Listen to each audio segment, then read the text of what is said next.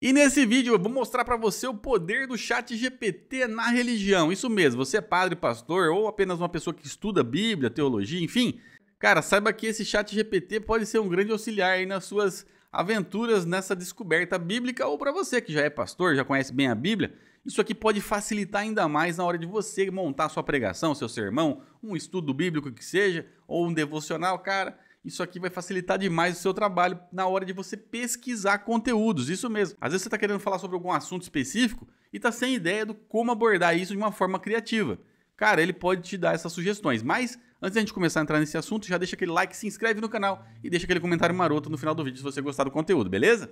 Então, sem demora, eu já entrei aqui no ChatGPT e já perguntei para ele assim, como que o ChatGPT poderia ajudar um pastor ou um padre ou pessoas interessadas em religião a usar ele, né, para que ele consiga criar algum tipo de conteúdo. Ele já me deu uma lista aqui com 10 coisas que ele poderia ser útil para você. Preparação de sermão, estudo bíblico, referências cruzadas, tradução de textos, interpretação teológica, preparação de aulas, informações históricas, aconselhamento pastoral, comunicação em redes sociais e o gerenciamento da igreja. Isso são só 10 que eu pedi. Para começar, vamos falar sobre preparação de sermões. Então imagina só que você aí é um pastor, um padre, não sei qual religião que você frequenta aí, mas o importante é você entender o conceito. Você pode pegar aquela sua ideia que você tinha de pregar ou de fazer aquele sermão e colocar aqui para ele e falar para ele, meu amigo, faz uma melhoria nesse tipo de assunto para que eu consiga explicar isso de um jeito lúdico, que eu consiga explicar isso de um jeito gostoso de ouvir, que eu consiga explicar isso de um jeito que prenda a atenção das pessoas. Ou seja, você vai dar aquele recado que você queria dar. A questão é como você vai fazer isso. Então você pode utilizar o ChatGPT para fornecer esse enredo para você. Vamos fazer um teste? Vou começar um chat novo aqui e vou colocar assim para ele. Atue como um especialista em oratória, teologia cristã evangélica protestante, ou seja, para ele ficar bem claro qual que é o tema que ele tem que abordar. No caso, é um exemplo que eu estou fazendo aqui, tá? E Bíblia Sagrada Evangélica. Então, já forcei a amizade para ele só ficar nesse contexto, para ele não pegar contextos de outras religiões e trazer para dentro da evangélica. Então, vamos focar nesse negócio aqui, tá bom? Esse é um exemplo, tá bom? Você faz aí com a tua religião. Vou dar um enter aqui. E para começar o nosso sermão, olha só o que eu falei para ele fazer aqui, ó. Me ajude a criar um sermão sobre o tema liberar perdão e como isso pode nos afastar de Deus. Me forneça versículos de apoio, crie uma introdução impactante que prenda a atenção e cause curiosidade no espectador, provendo o desejo de ficar atento até o final do sermão. O sermão deve ter 3 partes, né? No caso você poderia falar 5 partes, 10 partes, você aumenta aí. Eu só coloquei 3 para ele não ficar muito longo, tá? Use exemplos da vida real, use contextos bíblicos para apoiar o ensino, gere uma conclusão final para o encerramento e termine de forma suave, preparando o espectador para uma reflexão e oração pessoal. Tá, isso aqui nem sempre ele obedece, mas a gente coloca, porque a gente, quem sabe, né, ele obedece, né? Uma hora dessa daí ele entende. Vamos dar um enter aqui e vamos ver o que vai acontecer. E para não deixar dúvidas, não é para você pegar esse texto aqui e falar literalmente como está aqui. Entenda o texto. Fale daquele jeito que você acha que deveria ser falado, mas usando como base essas ideias que ele deu, se você tiver sem ideia. Óbvio, isso aqui pode só nortear a gente a chegar num resultado que a gente já sabe, né? E melhorar algumas coisas que a gente não tinha pensado. Lembra que eu falei para ele gerar uma introdução impactante e tudo mais? Bom, como você pode ver, ele já gerou um sermãozinho bacana aqui, né? Que a gente pode usar como base para nós fazermos o nosso sermão de verdade, tá? Não vai querer me copiar isso aqui e ler na igreja, pelo amor de Deus, cara. Você vai virar um papagaio do ChatGPT, né? Então não faça isso. Use como base para você pegar inspirações para melhorar aquilo que você já tinha em mente, tá? Não vai querer ser o papagaio do ChatGPT. Mas tá aí, ó, ele criou todas as partes que eu pedi e tá aí, um sermão feito com o ChatGPT. Para você que duvidava, agora você pode até fazer o seguinte, pegar essa parte de introdução aqui, que no caso tá pequena, né, para um cara que vai falar bastante ali na introdução, você pode falar para ele, melhore essa introdução colocando outros aspectos XPTO. Ele vai pegar essa introdução aqui e vai melhorá-la para você e aí você vai conseguir estudar mais. Você pode falar para ele, olha, dentro dessa introdução, coloque algum verso bíblico que tenha a ver com o que você está falando ali. Ele vai lá e coloca, e assim por diante. E se liga só, falei para ele agora fazer uma oração baseada no tema anterior, ou seja, desse do perdão aí. Cara, olha só a oração que ele fez aqui, ó. Agora, basta eu dar uma lida nesse negócio, ver se está tudo certo, né? E sair para o abraço. Ou seja, aprendi a fazer uma oração, caso eu não saiba fazer uma oração. Eu espero que você que é padre e pastor saiba fazer uma oração e não dependa do ChatGPT, né? Mas se você precisar de um exemplo para dar um empurrãozinho, tá aí, a ferramenta faz, tá bom? Agora é o seguinte, eu falei para ele criar uma aula de estudo bíblico para crianças de 7 a 10 anos sobre Jonas e a baleia. Vamos ver se ele funciona? Vai vendo. E tá aí o resultado da criação de uma aula de estudo bíblico para crianças sobre Jonas e a baleia. E aqui está o título da aula, ó, Jonas e a baleia ouvindo a voz de Deus. Objetivo, ajudar as crianças a entender a importância de ouvir e obedecer a Deus, mesmo quando é difícil.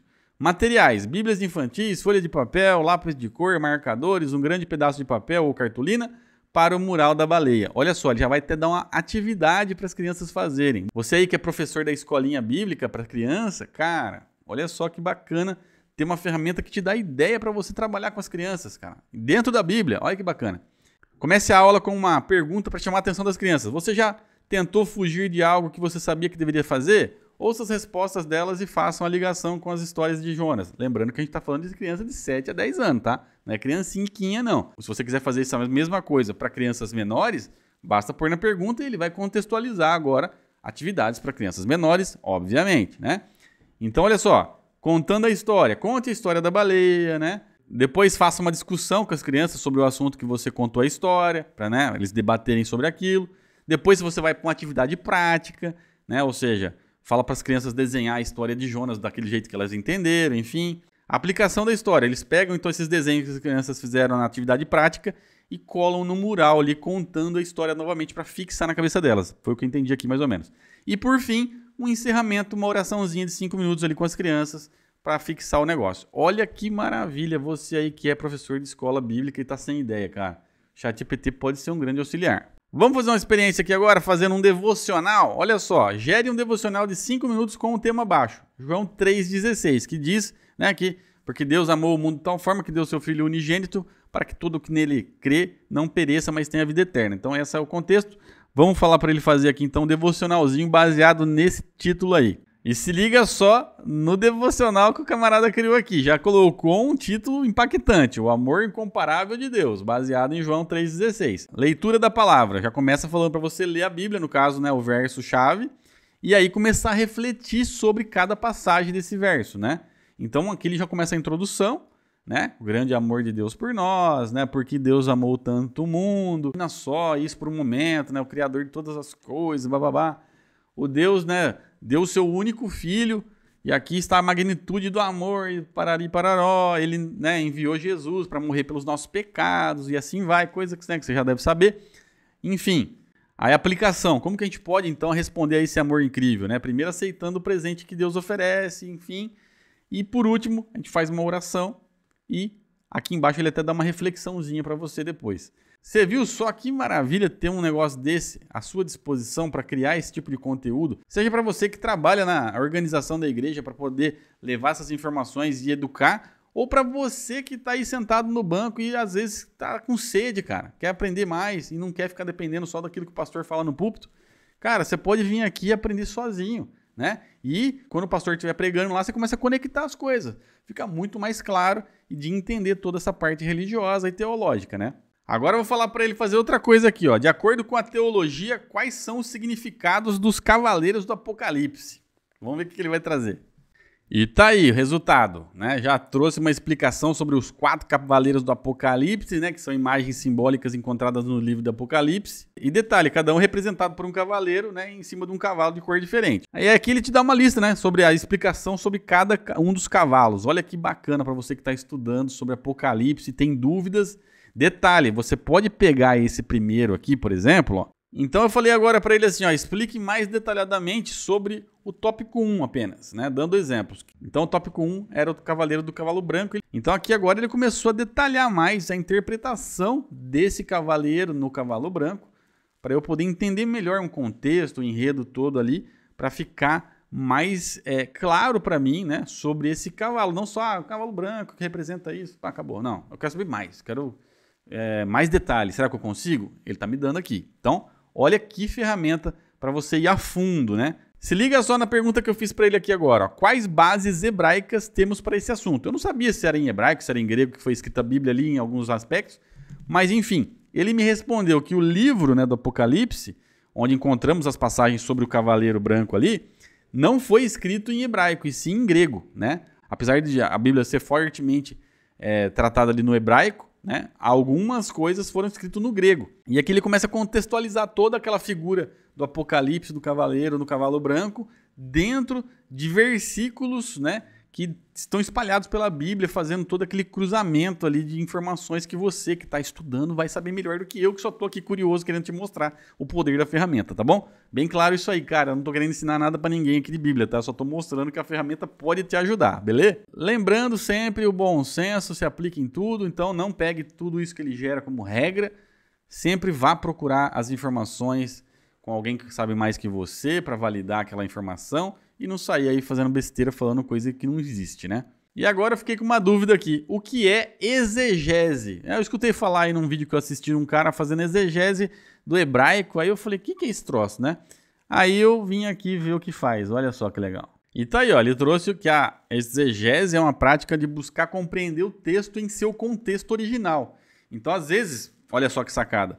Você pegou um texto, mas você não conseguiu compreender. Então você tem que fazer a exegese desse texto. Olha que louco. Compreender o contexto, a linguagem, a literatura daquele texto, o gênero literário, o contexto bíblico. Cara, tudo isso aqui ele explicou para mim e falou que isso aí é a base da exegese. Cara, olha, você que está estudando teologia, isso aqui é uma ferramenta, é um professor, cara, para você. Agora eu vou perguntar o que é hermenêutica. Minha mãe fez um tempo atrás aí um curso de teologia, se eu não me engano. E ela falava desse negócio de hermenêutica, não sei o quê. Tinha uma porrada de termos técnicos lá que você tinha que aprender, né?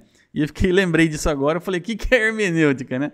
A hermenêutica é a ciência e a arte da interpretação especial de textos literários religiosos. Ou seja, você lê, entende, interpreta aquele texto. A hermenêutica te ajuda nisso.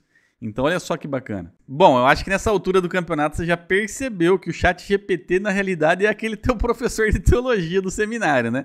Então olha só o que você tem na sua mão aqui, cara. Um verdadeiro professor de religião, óbvio, né? A gente tem que levar o bom senso em consideração sempre, né? Avaliar as mensagens geradas aqui para não ter nenhum tipo de, olha, aprendi errado, né? Valide essa informação com quem sabe mais que você, com o teu professor lá talvez. Mas, cara, olha que ferramenta. Valeu um like e uma inscrição nesse canal ou não valeu? Deixa aquele comentário para eu saber se você gostou desse tipo de conteúdo.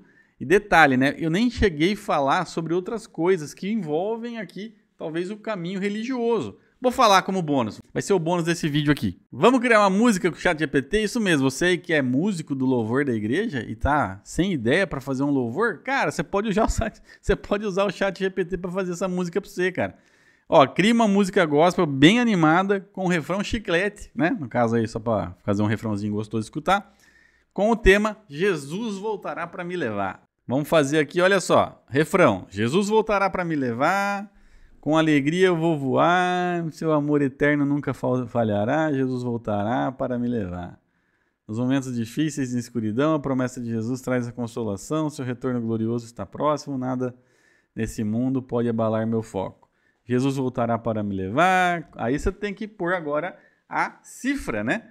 Olha só, agora eu vou falar para ele criar uma cifra para essa música, né? Tocada com um violão estilo Fernandinho com rock. Uma doideira, né? E no tom de Fá maior. Vamos ver se ele cria a cifra aqui. Olha lá, começa com Fá, tal, uma música cifrada assim, bem simples até, né? Se você quiser colocar mais complexidade nessa cifra, você pode falar para ele. Cria uma cifra mais complexa, né? E aí você que é músico vai conseguir interpretar melhor. Cria um solo de guitarra para essa música. Pronto. Fez a tablatura. Aí o cara da guitarra pira, né, meu? Fez a tablatura pro cara da guitarra tocar a música que ele acabou de inventar com o ChatGPT. É doideira ou não é, meu? Pelo amor de Deus. Cria a partitura para a bateria. Olha aí, ó, o cara da bateria, ó. BT2, BT2, BT2. O cara já fez aí uma partitura da bateria. Não sei se isso aqui funciona, não toco bateria. Só para você ver aí que o negócio funciona. Galera, esse vídeo ficou longo, né? Mas eu acho que deu para elucidar muitas coisas que o ChatGPT pode ter poder para te ajudar, né? Seja na hora de criar um sermão, seja na hora de fazer um estudo bíblico, de fazer uma exegese dos seus textos, né? Ou seja, estudar melhor, explorar melhor ali os contextos. fazer uma oração, criar uma música, né? Criar uma partitura, tudo isso, não importa a área, você pode fazer usando o ChatGPT.